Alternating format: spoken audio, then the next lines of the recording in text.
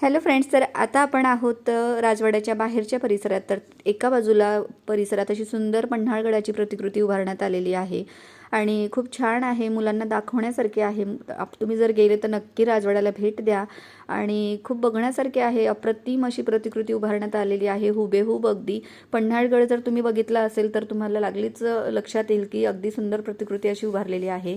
तर या ठिकाणी सगळं बघितलं वगैरे. त्यानंतर बाहेरच्या परिसरात अजून झू वगैरे आहे, त्या ठिकाणी अनेक प्राणी आहेत, तर ते सुद्धा आम्ही बघितले.